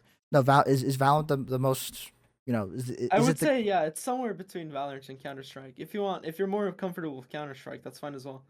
okay? We'll do Counter Strike. Fuck it, we'll just do that. All right, CS:GO. What's your DPI on sense? My DPI and sense in CS:GO, it's 0.6 and 1600. Hold on, let me just go ahead and just there you go. So 1600 DPI, and in what sense? 0.6. 0.6. Okay. All right. So did you play at 1600 for the longest period, or did you play like a different DPI longer? I would say I've been playing on 1600 for the last 2 years, but I've also played 800. I've either played 800 or 1600. Okay. We'll stick to 1600 for now. All right. So I'm too lazy. I'm gonna just copy Mhm. paste the instructions here because I want you to do. There's like a certain setup that I want you to do. Okay. Um, there you go. You might recognize this kind of setup. It's like if you know a Oh Dren. yeah, I do. Yeah. Yeah, this is one of those really old maps. Really old maps. I've actually done this, I think. I'm pretty sure I have. So there was like this whole I don't know if it was a spreadsheet or something or like a program in a way, Hmm. but basically it gave you like a random sensitivity and then you would say better or worse. It was kind of like an optician, like going to the optician, where they Oh, would that kind of just you change the track lens. depending on your score. Yeah. Yeah. It would like you would play like one run of like the training aim CS:GO 2 Mm. thing, and based on how you felt the sensitivity was or like what you got, it was like the console command popped up and you would say, oh yeah, the sensitivity is better or worse, and it would just give you like a random sensitivity either higher or lower than the one that you picked, and Mm. it would like find a sensitivity based on that. I think I should have done a better job at explaining to you my ideology when it comes to sensitivity. I Hmm. actually don't find sensitivities based off of score. I think when it comes to aiming, there's two different things that you do. So I Hmm. think there's the action of aiming, and I think there's the action of shooting, and I think those two are separate. So when you're aiming, you're actively trying to estimate, but when you shoot, you have a sort of a muscle memory or kind of a memorized action that you do. So for example, let's say that you played at a low sensitivity for a very long time. Hmm. Your estimations could be pretty slow, but because of your shot muscle memory, you're used to doing a second movement where you push yourself the very last second uh, Hmm. into the correction of the head. My idea of finding a sensitivity is to change your sense to the point where you don't need to have a shot memory. You just have to shoot immediately after you aim. You see what I mean? Yeah. Yeah, you see what I'm talking about when we get to that. But yeah, like for example, Hmm. people who play like a low sensitivity. Like let's say that I'm trying to like close out my calculator. The people who are used to low sensitivities, they would like under aim and then just do a very quick correction. Yeah. So when I find their quote unquote find their sensitivity, instead of having to do a stop and then they do this, they would like flick right onto it, and then because of the shot memory, flick right off. But Yeah. that's more of an eye test because I have to see if that is a second flick or that's like a middle flick. And I think you'll see what I'm talking about when we get to that point. So yeah, just All right. just load up CS and stream it on this. I'll change your sense depending on what I see. I'm not gonna say why yet, but at the very end. Okay. Yeah. Sure. Let me just sign in. Yeah. But I think next time I'm just gonna caffeine the hell out of myself, so I don't go to bed. Don't Yeah. go brain dead in this type of stuff. But this is great. I got to do this more often.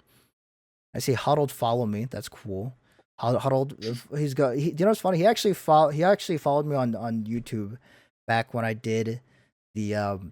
There's this guy named McCreamy that I exposed. I used to be known for that, so exposing this random guy named McCreamy. He's like a super big Fortnite YouTuber now, but Yeah. that's all in the past. That's all in the past. I privated that video. Yeah. I know some people were like, oh, where is it? Like, dude, that's the old. That's an era I am not gonna look at. I'll say that. Yeah. I get it. That's an era that I'm not gonna look at. Oh yeah, go ahead and stream on Yeah, I will. yeah. Oh my god. Okay, let me go read the chat. It's so hard to keep like fucking chat in talk thing. 1 cm. Okay, one thing I'll say though, Oops. Quake has the absolute best form of Yeah, 1 second. Oh, you good? I feel like Quake has like the best settings seen out of every game in the world out there. Quake. The Quake, yeah, because like it's so well Quake-like games. Because Quake-like games, you can customize everything from your FOV to like extreme amounts. Fucking, you can choose your sensitivity based off your centimeters per 360. I think that's a reference to Diabolical, but Yeah, I wish more that's games. really cool. I wish games But yeah. had more like that. Yeah, so do I. I mean, I feel like Rats is like visually you can change a lot of things, which I like. Rats It's Instagib. so underrated. It's so I feel Yeah, like definitely. they can honestly do quite well if they make it free, but you know, it's just copy paste the trend stuff now, which is like a ranked. You could buy skins, but they're not doing Yeah. any of that. Yeah, so I saw that you Did I wanna played. stream? I see. I I played. see you played. What's it called? You play. You say. Yeah. I saw that you play 4-3. Do you? Yeah, I do. Okay. So I think you already know that. Okay. So Oh, you I played played 4-3 for the 0.5. longest. Yeah. So I play sensitivity 0.5. Like I say, it's a bit of like an eyeball thing, where I kind of. There you go. All right. So did you play stretched for the longest time in CS or something else?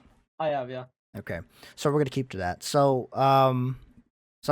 another unpopular opinion. I think when it comes to resolution, you should probably stick to what you learned the game in the context of. Cause when it comes to this guy's flexing his knife. He's wondering where his No, I knife was like, is, why bro. yeah, where's my knife? Yeah. I Dude, was wondering where did my knife go? It's like, why does this I game thought why does it look so sped up? I have no idea. It feels sped up as well. Yeah, it is What faster. the I don't know what happened to this map. what the hell? Look at that. Okay. I guess quit out of this and try to load it back up again. Yeah, let's disconnect. That's so weird. Oops. Keep pressing that. Put it to yeah, I guess keep it at that. I'm scaling in Counter-Strike. No, you're good. But I think when it comes to like the whole resolution thing, well, in Counter Strike, it's gonna influence it the most. What's going on? Can you check the I don't know. speed? Wait. The speed scale of the server? What was the speed? What was it called? I have no idea. Hold on. Maybe it's one of these. Speed scale. Hold on. CS:GO speed scale command. Don't worry, guys. Just a bunch of boomers trying to. Yeah, it's so fast. Host. Okay. Oh, go to your console. Yep. Host underscore. Oops. Time scale. It's just one. It's at Wait, one. turn on SV cheats. What? Dude, what the shit's going on? Speed cheats 1. Yeah, I've got the host. So maybe if I set the time scale to like 0.5. Nah, that's just wait. If I set the time scale to 1, it's just really fast now. Okay, gun-wise it's normal. I think it's just movement was fast. All right. You probably have some gun-wise it's fast as well, but I mean really it's just the scenario is messed right now. Wait, let me see if I can load up a different version. Yeah, that's what I was gonna do. Okay. Andy Dale asks, do you think that you're gonna make a comp team for RA Comp team for Revolsect? any games? Yeah, definitely. I would definitely want to make a comp team. Yeah, there's I know other aim groups don't have a comp team yet. I think they might be thinking of it, but you could be the first if you're quick on that. That's for Oh sure. yeah, yeah. If we make a comp team, people are gonna follow like they always fucking do. Oh, Like I know down fuck yeah, dude. we're gonna make a comp team and then we'll take wow, they suddenly have the idea of making a comp team 2 weeks later. But it's always worse, so it doesn't matter. Yeah. That's what I like. I mean, unpopular opinion, bro. You gotta have some beef if you want to make things like fun to watch, bro. Fuck yeah. Yeah, definitely. Oh hell yeah. Alright, I'm gonna play the dark version of the map. Let's see if that fixes it. Maybe it was Yeah. just a version. Okay.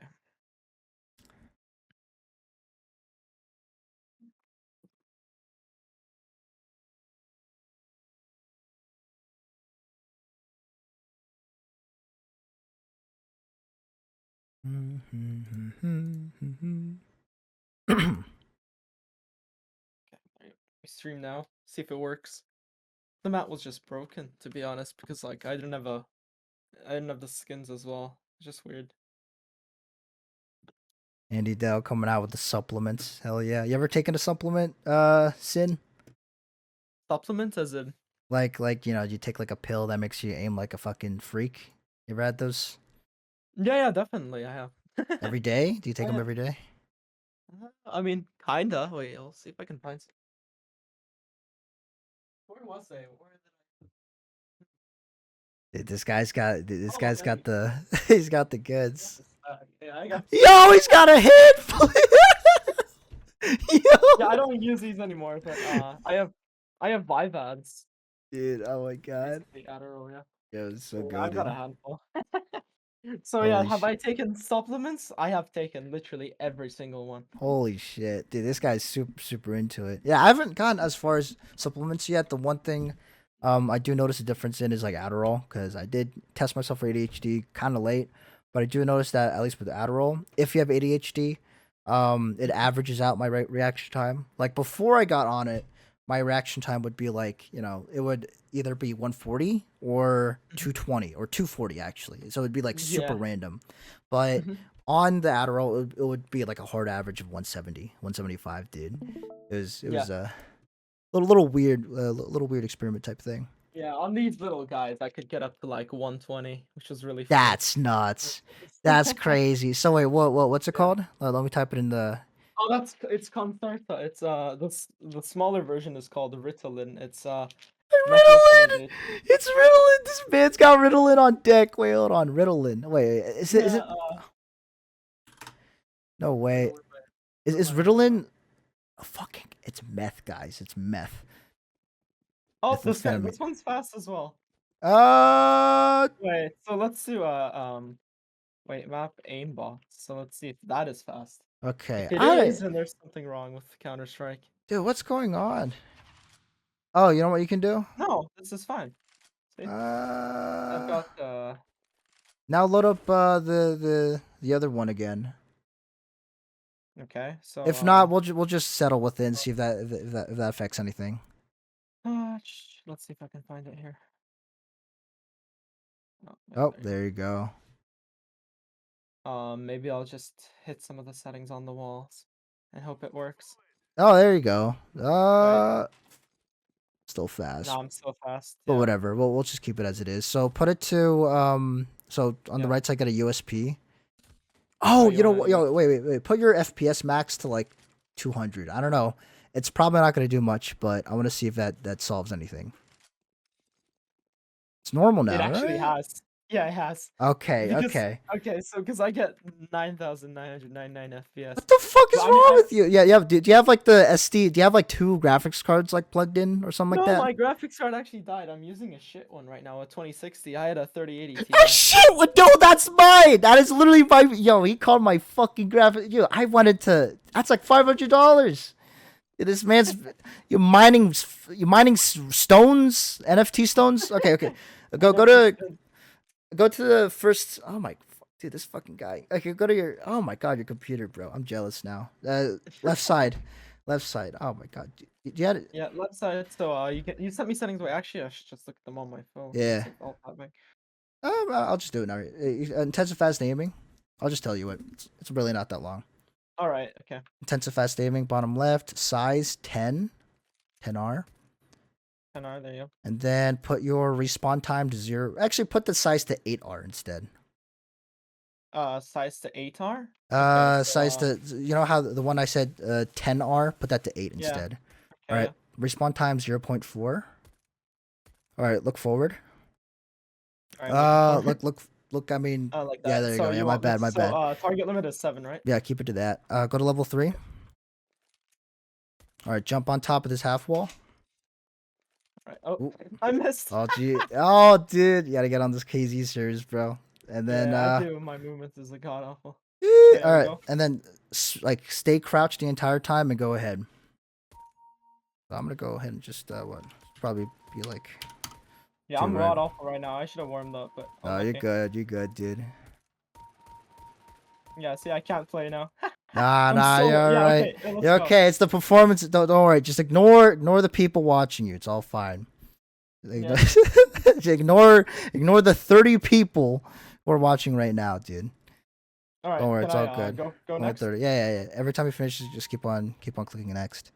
The 30 people, the size of a coliseum. Yeah. So.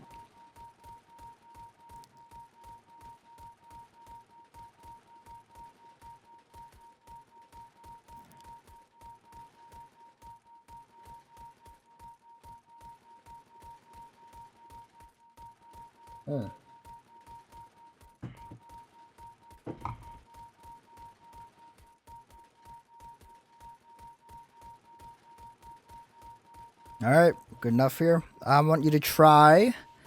Okay. So there's something weird about this gun, is there? It no. feels like it has extra recoil. It's probably because of the whole weird glitch time thing. But yeah. so you want me to try? So put your sensitivity to 0.525. 525. Yeah, 0.525. Right, okay. Yeah. So okay, I So, can't say. I can't say yet, but keep going. Yeah, keep going. Go ahead, sir. Wait, you can't see it? No, I can still see it. I'm just saying, go ahead.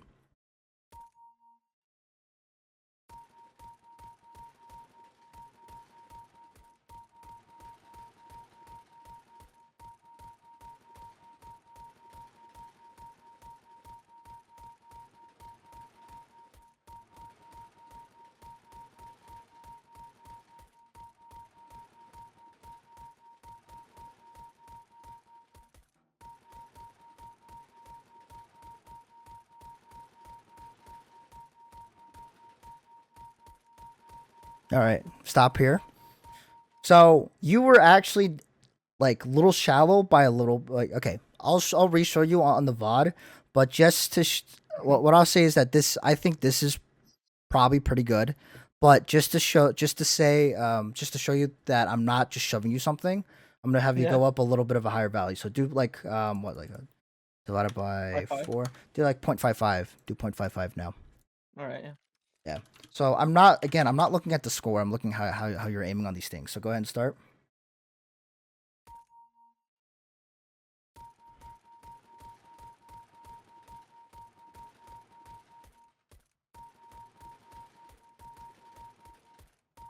Yeah, so see how you're actually under aiming more often with a slightly higher sense? I think the one before was better, but the reason being is that people forget that when it comes to aiming, you're inherently a rational being. At 0.5, I don't know if you noticed it yourself, but you would actually naturally under aim by a very small bit, and then you would do a second correction afterwards, right? Yep. So those very awkward moments where you did like a very quick, like you had to shoot a dot because you were pressured to do so, you under aimed it. That was because you didn't have the time to do that second correction. You only had the time to do the first raw aiming, quote unquote. Yeah. So, do you want to hear my philosophy behind why I aim like that, though? Go ahead, sure. What's up? So the thing is, it's easier to aim at around an area like very, very quickly, right? Because the thing is, Uh-huh. like, let's say I'm aiming at this guy's head and I want to hit him, right? Like going directly towards him, it's gonna be very like difficult to actually be on target with the first fast flick. So what I do is I do like a very fast flick towards the guy, and then I stop like just a tiny bit before so I can actually correct that fast flick. So my initial fast flick, I've just learned to be just like, as fast as possible because I can then recorrect it later while, gaining the benefit of being accurate and also having speed. But I don't know, it's just something that I've Yeah, it's seen your style, game trainer or people do. Yeah. it's what makes you feel comfortable. And here's the thing: when it comes to finding a sensitivity, like doing Mhm. like a whole tracking test or doing a 90-degree swipe test, I Yeah. think the one thing that people forget to factor out is effort. Because I guess this is my stance on the whole aiming. Aiming is supposed to be effortless. Yeah. You're not supposed to try. So when Yeah. it comes to doing those very quick I guess readjustments, I think those are good when it comes to a stable. You already know what you're doing. You already have the perfect setup. You're gonna estimate when you're gonna shoot that guy. I think it's fine there. But when it comes to chaotic situations where you have no choice but to hit that shot that Yeah. dictates whether you win or lose, that's the goal of the quote unquote perfect sensitivity, where you Yeah. want to be Definitely. effortless. So let me go ahead and load up the VOD for you. I'm gonna share my screen because Twitch has a delay, so I want you to see what Yeah. I'm talking about. Um, and yeah, you actually like, good thing that you mentioned that you like that, because you saw that you would have that under aiming like type of repeated habit. So let me Yeah. go ahead and just So pop it let me up. see. Uh, I'm gonna mute my fucking dumbass. All right, there you go. Then talking with Revel Sect. All right. So all right. Go fucking. Let's look at this shit. There you go. I don't know how fast this is. By the way, great camera, looking handsome. Not gonna lie. Thanks. Look at you, look at you flexing out the goods. Yes, sir. So okay, can't really zoom in on this one, but so I'm gonna put this to slow mo now. After you click start on this. All right, so pause this. Did I? I don't think I changed your sensitivity yet, but let me see. No, this is after. I'm gonna go back a little bit.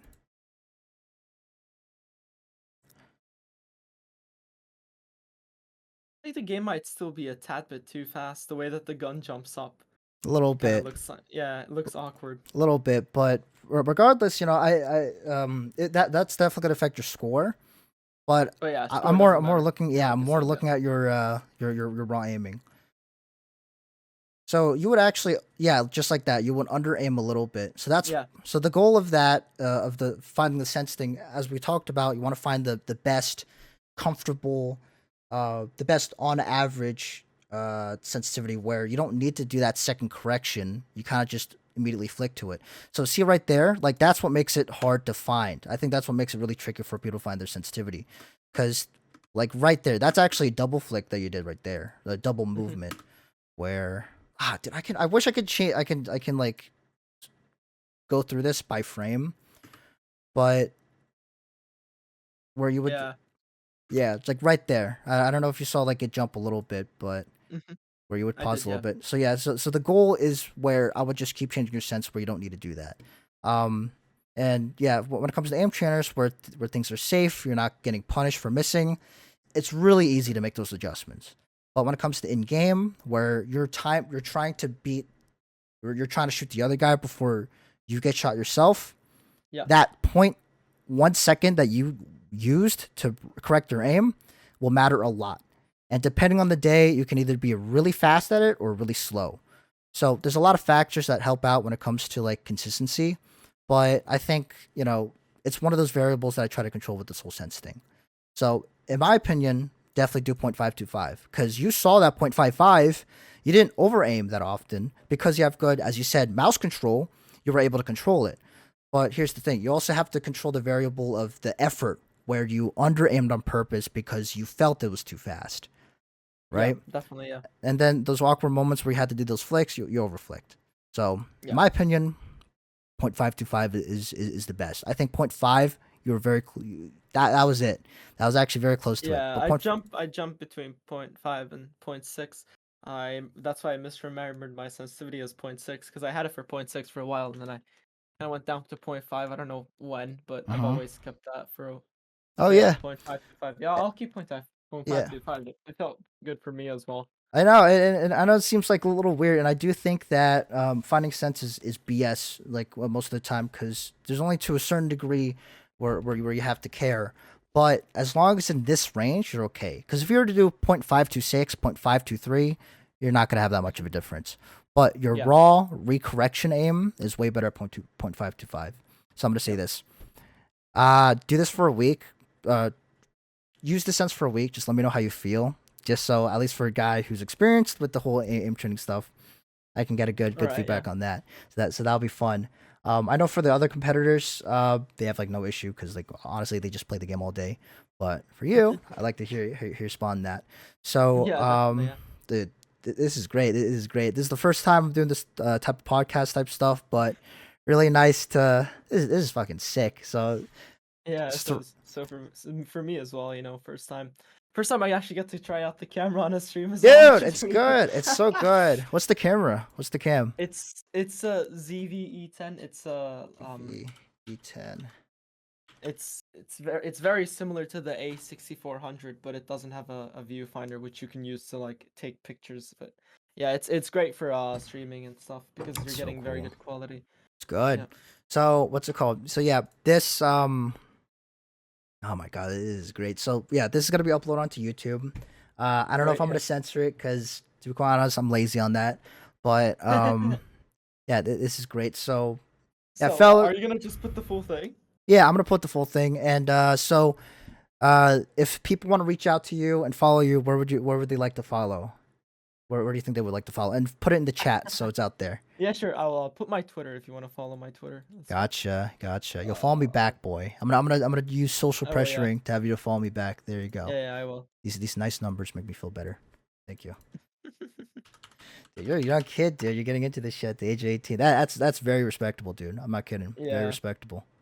I know.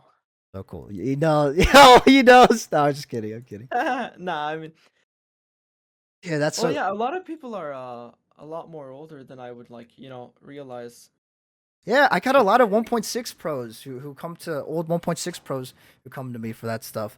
It's I guess they trying to oh my god. I missed recapture the yeah. youth, I guess. Yeah. But let me see. All right, so guys, if you wanna follow him, um, check out his Twitter. This is his Twitter right here.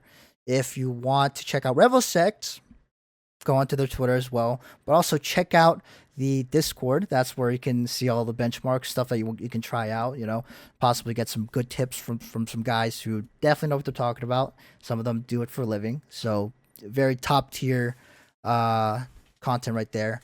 And your YouTube, just in case if you do want to upload on YouTube, I guess. I don't know. Um, check out his Yeah. Sure. I'll YouTube, guys. send the YouTube as well. Oh yeah, Just for good measure. I make very based reviews when I based. decide to. Based reviews. Do you think those arm sleeves help out when it comes to aim? I know R6 was super crazy into it, but what do you think of those arm Arm sleeve. sleeves? It really depends on the mouse pad. If you're Mm. fine with your mouse pad, then you don't need an arm sleeve. But if you like you're sticking or you like you're sweating, then yeah, they definitely do help. I feel like arm sleeves. I think they make sense that they matter more in R6 because in R6, so out of all games out there, R6 on average has the highest sensitivity, even compared to Overwatch and Apex, right? And I think it's because R6 is a very info game, and how the maps are created are very like corner heavy, where there's a lot of Mhm. sharp divots. You have to check everything, so you're gonna be fucking swiping like your hand up and down, right? Like Yeah. constantly the entire time. So for Yeah. R6 it matters. But when it comes to games like, Valorant and CS:GO, angles are made to be angles are made so you can only pick one person at a time if your positioning is good. So Yeah, definitely. realistically, you're not going to be doing that unless you're stupid, right? But in R6, there's a lot of things Or to check overly out. confident. Oh yeah. Oh yeah. But go for glass. Oh yeah, what's your opinion of those glass pads, by the way? Oh, I've actually wait. You have Oh, the I don't know sky if I can pad? take it out. One sec. Yeah, I do have a sky pad, but it's very cool. It's very cool. Okay. Dude, it's like a prototype. No, it's a normal sky pad, but it is. Oh my Oh no, god. get out of there. Oh god, look at this That's, reveal. His handsome yeah. ass face. Look at that fucking look at that mouse pad. Look at that. The RA Oh sky shit! pad. Yo, what the yo, look at that, dude. Yo, dude, Yeah, the this custom yo. RA sky pad. Yeah. Dude, that's so cool. Are you guys gonna be selling It, that or is that just a thing for you? we sold it like a while back. I don't know if you can still buy it, but yeah, definitely. I had a lot of artisan Bruh. pads just spill out. I would have to find where they went now, but I gotta get into that. I don't know the whole sky pad. I don't. I tried speed. So here's the thing. I've always used slow pads my entire life. When I tried a normal pad, I thought it was a speed pad, but really it was oh normal. So a sky pad is just so that's like another level. Like glass. yeah, I know Pulsar's trying to do that like super glide shit with the yeah, fucking I've seen that as well. Yeah. yeah. That scares me. I don't know. I'm not It prepared for is. that. It scares me as well, to be honest. I'm more of like a slow mousepad guy. I use this an Artisan Zero X Soft, which is probably the slowest like I was gonna ask. Artisan Did pad you to try have. Did you try the GSR before? No, I've tried the GSRC. I have a GSRC. It's downstairs. How about the I'm trying to relate it off. So how about the QCK? You tried the QCK? Oh yeah, I've used the QCK for very long. Sorry for the quality, by the way. Oh, you're It's good. You're good. No, this is fucking this is funny. What's the oh my god. So how would you compare the QCK with the Artisan FX0 Extra Soft? It's like way slower. um, I would say QCK is around the same speed. I wouldn't say it's Ah, slower. for X Soft. Artisan pads, yeah, they're pretty fast.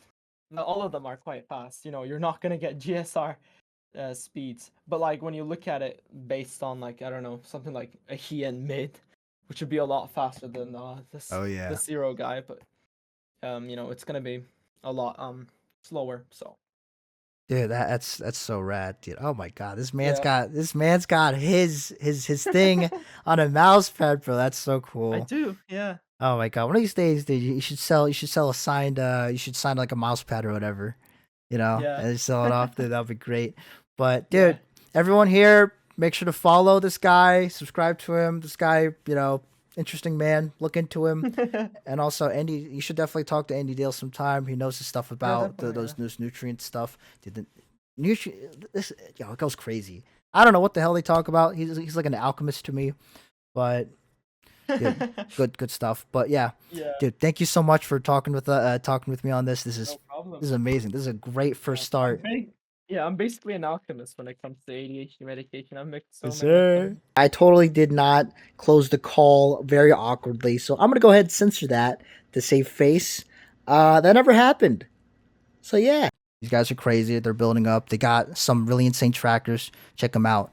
And yeah, next time, I guess my next guests in the future could be, they're gonna. It's pretty cool. I think the next guests that I'll have in the future are gonna be in this aiming type mechanic stuff. So thank you guys so much for watching. This is great. This is gonna go on YouTube later. So check out my YouTube for this VOD if you missed out on the beginning parts. But see you around. You guys were fucking great.